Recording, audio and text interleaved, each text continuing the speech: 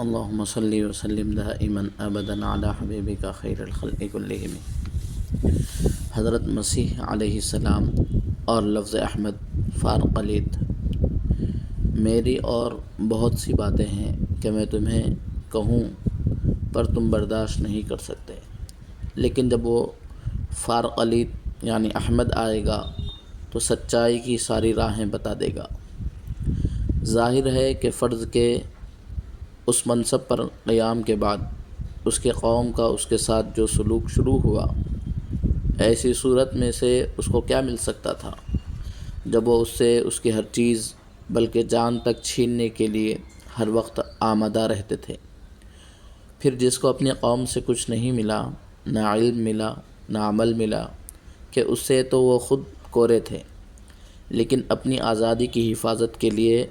ان میں جو قومی حمیت اور خاندانی غیرت کا جاہلانہ جوش تھا، دیکھو تو وہ اس سے بھی محروم کیا گیا۔ لیکن کیا اس نے اعلیٰ رؤوس الاشہاد خود اپنی ہستی کو شہادت سے ثابت کر کے نہیں دکھایا کہ نہ اس کو ملتا ہے جسے قوم چاہے، اور نہ اسی کو ملتا ہے جو قوم سے چاہے، بلکہ جس کا سب کچھ چاہا ہوا ہے، جس کسی کو جو بھی ملتا ہے اسی کے چاہنے سے ملتا ہے؟ کون شک کر سکتا ہے کہ اس دعوے کی سب سے بڑی دلیل وہ خود تھا، اس کی زندگی تھی۔ سیاہ پتھر سے سفید صلح، مگر بئیں ہمہ قوم سے اسی وقت تک جدا رہتا تھا جب تک ان کے احسان کا موقع ہوتا۔ لیکن اسی کے ساتھ یہ عجیب بات ہے کہ جو ہی قوم پر احسان کرنے کی کوئی گھڑی آئی، لوگوں نے اس کو اس قوم میں ملا ہوا اور کھڑا ہوا پایا۔ حجر اسود کے فتنے میں قریب تھا کہ قریش اپنے امن و عافیت کے آبگینے کو چکنا چور کریں، لیکن دیکھو بیابانوں میں انسانوں سے جدا ہو کر چوپایوں کے ساتھ رہنے والا آتا ہے، اور جو درندوں کے مانند ٹھیک درندوں کے مانند دوسرے کی بوٹی نوچنے والے تھے، ان پھٹنے والوں کو کتنی آسانی کے ساتھ جوڑ دیا۔ قریش کی شہادت الامین الصادق کی آڑے وقتوں کے یہی تجربات تھے جس نے باوجود الگ تھلگ رہنے کے اس کے قوم جیسے سنگین دلوں پر اس کے امین و صادق ہونے کا نقش کندہ کر دیا تھا، تاکہ کہنے والے کی وہ بات پوری ہو جو صدیوں پہلے کہی گئی تھی۔ بائبل کا الامین الصادق وہ امین و صادق کہلاتا ہے، اور اس کا ایک نام لکھا ہوا ہے جسے اس کے سوا کوئی نہیں جانتا۔ یوں ہی وہ اپنی زندگی کی مختلف منزلوں میں پدری قوت، مادری قوت، خاندانی قوت، وطنی قوت، قومی قوت، ہر ایک کو بڑے زور سے توڑتا پھوڑتا جھٹلاتا ہوا مسلسل چلا آیا، مگر اب جو دعوے سے پہلے اس کی دلیلوں کی تعمیر میں ردوں پر ردیں جماتا چلا آ رہا تھا، ایک ایسے مقام پر پہنچا جہاں سب کو حیرت تھی کہ دیکھیں اب کیا ہوتا ہے۔ نکاح یا نویں دلیل فضل و کمال کے بت کی شکست۔ تم دیکھ چکے ہو کہ اتنی عمر میں دنیا کے نوجوان جو کچھ حاصل کر لیتے ہیں اس نے کچھ حاصل نہیں کیا تھا، اور جس کو انسانوں سے زیادہ حیوانوں میں رہنا پڑا ہو، محسوس و مرئی قوتوں کے اسیروں کی نگاہیں آخر اس میں کیا پا سکتی تھیں جس کی وہ قیمت لگاتے۔ دنیا کے اشرف ترین خاندان سے آپ کا تعلق، یہ سچ ہے کہ اس کا خاندان عالی اور بلا مبالغہ اتنا عالی تھا کہ ایسی بزرگی و شرافت بنی آدم کے کسی گھرانے کو میسر نہ آئی۔ اس وقت ہی نہیں بلکہ اس وقت بھی زمین کی آبادی کا تقریباً 2/3 حصہ اسی دودمان عالی کے نفوس قدسیہ کی حلقہ بگوشی پر ناز کر رہا ہے۔ مسلمانوں کے علاوہ کون نہیں جانتا کہ دنیا کے سارے یہودی و نصرانی اپنی ساری بزرگیوں اور شرافتوں کو اسی کے جد اکبر ابراہیم علیہ السلام پر ختم کرتے ہیں۔ ابراہیمی خاندان کے اسماعیلی شاخ کی اسرائیلی شاخ پر برتری،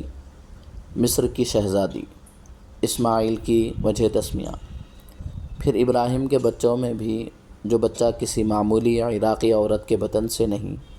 بلکہ شہنشاہ مصر کی صاحبزادی سے پیدا ہوا تھا، اور جو ابراہیم علیہ السلام و ہاجرہ دونوں کے دکھ کی آواز کا لاہوتی جواب تھا، جس کا نام ہی اسماعیل علیہ السلام اللہ کا سنا ہوا تھا، وہی جس کو کعبے کے رب نے قبول کیا اور جس کی بنیاد پر ابراہیم علیہ السلام کو دنیا کی امامت کا منصب جلیل عطا ہوا، وہ اس آنے والے کا دادا تھا جو دنیا میں بڑی شان سے آ رہا تھا۔ ابراہیمی امامت کبریٰ کی بنیاد قریش کی فضیلت۔ خاندان کی اس عالمگیر برتری کے سوا خود عرب کے جزیرہ نما میں قریش والوں سے نسباً کون اونچا تھا، اور قریشیوں میں بھی قصی و ہاشم کے گھرانے کو سب کے سامنے اپنی بے نظیر خدمات کے صلے میں عزت و کرامت کا جو مقام حاصل ہوا تھا، عرب میں کون تھا جو اس کی برابری کر سکتا تھا؟ کندھا ملانے کی کوششیں ضرور جاری تھیں، لیکن ان کے دوش کی بلندیوں تک اس وقت تک کس کا دوش پہنچا تھا؟ یہ سب کچھ تھا، لیکن تقدیر پر ستون کے جس گروہ سے اس وقت سابقہ تھا، ان کی کوتاہ نگاہوں اور تنگ ظرفوں کے آگے ماضی کے اس ادھار عظمت کی کیا قیمت تھی؟ جس بچے کا باپ بھی نہیں ہے، ماں بھی نہیں ہے، دادا بھی نہیں ہے، سرپرستوں میں سے اگر کسی ایک آدھ چچا کا نام لیا جاتا ہے تو وہ بھی اپنی معاشی بدحالیوں میں الجھا ہوا ہے۔ ڈگریوں کا تو خیر وہ زمانہ نہ تھا، لیکن سرمایہ اور صلاحیتوں کا تو سوال ہر زمانے میں رہا ہے، اس وقت میں بھی تھا۔ ظاہر ہے کہ جس نے اپنی زندگی بیابانوں میں بکریوں کی رکھوالی اور اونٹوں کی شبانی میں صرف چند قرارید پر گزاری تھی، اس کی طرف وہ نگاہیں کس طرح اٹھتیں جن میں مادیات و محسوسات کے سوا کسی اور چیز کی گنجائش نہ تھی؟ وہی جو کسی نادیدہ حسن ظن یا گمان پر دیدہ کے یقین کو کسی طرح قربان کرنے کے لیے تیار نہ تھے۔ انہوں نے اگر اس میں صداقت و امانت کی کرنیں پائی بھی تھیں تو کیا وہ اس صداقت اور اس امانت پر دولت و ثروت کی خواہش کو ذبح کرنے کی سکت نہ رکھتے تھے؟ جاہل غریب بت پرستوں سے اس کی کیا امید کی جا سکتی ہے، جب خدا پرستی صداقت شعاری کے تعلیم یافتہ مدعیوں کو بھی ہم اپنے سامنے اس حال میں پا رہے ہیں جس میں شاید عرب کے اجڑ گنوار بھی غالباً مبتلا نہ تھے، مگر وہی بات جس کی دلیل ہمیشہ دعوے کے آگے آگے چلی آ رہی تھی، یہاں بھی اچانک وہی دلیل ایک عجیب شان میں دفعتاً چہرے پر دراز ہوئی۔ ملک عرب کی سب سے بڑی رئیسہ خاتون، غریب حجاز کا سب سے بڑا امیر شہر مکہ تھا، اور مکے کے تمام امیروں کے پاس مجموعی طور پر جو کچھ تھا، انفرادی طور پر اسی قدر دولت کی مالکہ اس شہر کی وہ بزرگ بی بی تھیں جن کا اسم گرامی طاہرہ اور خدیجۃ الکبریٰ رضی اللہ تعالی عنہا تھا۔ گویا اس حساب سے صرف مکے کی نہیں بلکہ سارے حجاز کی سب سے بڑی دولت مند خاتون آپ تھیں۔ قدرت کی عجیب کار فرمائی تھی، چند پیسوں کے لیے جس کو دن بھر ببولوں کے کانٹوں اور اذخر کے گھاسوں کی تلاش میں جنگل جنگل پھرنا پڑتا تھا، اسی کو ختیجہ اور خدیجہ کے پاس جو کچھ تھا سب دلا کر جسے لوگوں نے سب سے نیچا خیال کیا تھا سبھوں سے اونچا کر دیا، تاکہ پھر ثابت ہو کہ امیری کے چاہنے والے اور اس کے لیے زمین کے قلابے آسمانوں سے ملانے والے امیر نہیں بنتے، بلکہ امیر وہی ہوتا ہے اور صرف وہی ہو سکتا ہے جس کے ہاتھ میں لوگوں کی امیری بھی ہے اور غریبی بھی۔ جس دعوے کو وہ لے کر حرا سے بات کو آیا، دیکھتے جاؤ کہ کن پیکروں میں اس کی دلیلیں کہاں کہاں سے ابل کر جریدے پر ثبت ہو رہی ہے۔ ایسا دعویٰ کس نے سنا اور ایسی دلیل کس نے دیکھی؟ دعویٰ سنایا گیا اور دلیل دکھائی گئی، عالم استدلال و برہان کی یہ قطعاً انوکھی چیز ہے، صلوات اللہ علیہ وسلم۔ دولت و امانت کا اثر معکوس اور نبوت کی پہلی روشنی، اور دیکھو کہ اسی کے ساتھ ایک روشنی ہے جس میں پڑھنے والے چاہیں تو پڑھ سکتے ہیں کہ آئندہ جو جنبش ہوئی وہ اس سے نہیں ہوئی کہ افلاس نے کسی کو مضطرب کیا ہے، ناداری سے کوئی تڑپا ہے۔ بہرحال امیری جب آتی ہے تو اپنی شانوں کے ساتھ آتی ہے، ٹھاٹ کے ساتھ آتی ہے، باٹ کے ساتھ آتی ہے، لیکن جس کو عصر میں براجنے کا موقع دیا گیا، تلاش کرو وہ ویرانوں میں ملے گا۔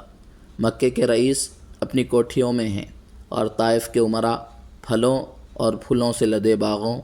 اور ان کے بنگلوں میں ہیں، لیکن جو سب سے بڑی عمارت کا مختار کل اور متصرف و مجاز ہے وہ پہاڑوں کے اندھیرے غاروں میں ہیں۔ نکاح کے بعد 15 سالہ زندگی کے مشاغل کی دوسری روشنی۔ حضرت خدیجہ رضی اللہ عنہا کی مشہور تاریخی رپورٹ۔ پھر جو سرمایہ اس کو ملا، کیا وہ مہاجنی کے بازاروں میں ہے؟ رشتوں کو جوڑا گیا، مہمانوں کو کھلایا گیا، بیکاروں کو کموایا گیا، بار والوں کا بوجھ ہلکا کیا گیا، نادانوں کو سکھایا گیا، مصیبت کی گھڑیوں میں لٹایا گیا۔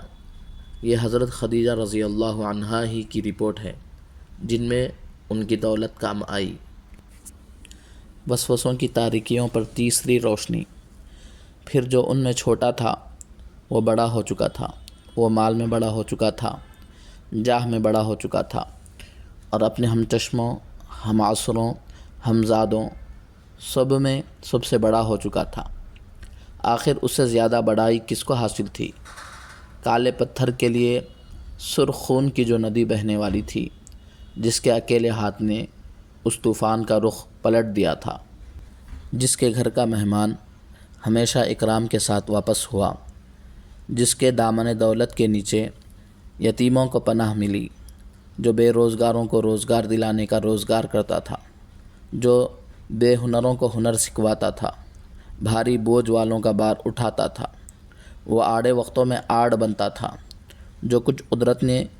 اس تک پہنچایا تھا وہ اس کو ان راہوں میں بہاتا رہا،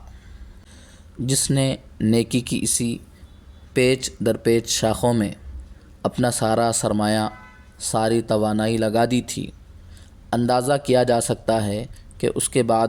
شہرت و عظمت،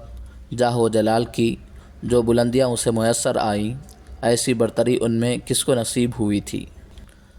مال و ثروت کی دیویوں یا مندروں میں صدق و امانت جیسے صفات کی مانا کہ پرستش نہ ہوتی ہو، لیکن کیا جاہ کے اکھاڑوں میں کردار کی ان قوتوں سے بازی نہیں جیتی جاتی؟ اور بلا شبہ وہ صرف اپنے شہر میں نہیں بلکہ اس شہر میں جہاں جہاں کے لوگ آتے تھے، اور کون بتا سکتا ہے کہ کہاں کہاں کے لوگ آتے تھے، زیارت کے لیے بھی آتے تھے اور تجارت کے لیے بھی آتے تھے۔ ان سب علاقوں میں، خطوں میں، بلکہ تاریخ بتاتی ہے کہ ملکوں میں بھی انہی راہوں سے اس کا نام اونچا ہو چکا تھا۔ جاہ کے لیے اس وقت جو کچھ سوچا جا سکتا تھا، یقیناً وہ سب اس کو حاصل ہو چکا تھا، اور مالی بڑائی میں جس کنگر پر اس کی برتری کا پھریرا اڑ رہا تھا، اس کا تماشا تم کر چکے ہو۔ قصر و دربار یا بھیانک غار۔ پس جو چیز اسے محلوں میں مل چکی تھی، کتنی بڑی بے ایمانی اور کیسی گندی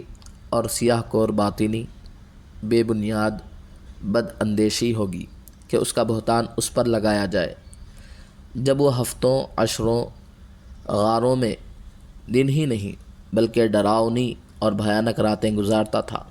سانپوں اور بچھوؤں، درندوں اور موذیوں سے بھرے ہوئے پہاڑوں اور ٹاپوؤں میں۔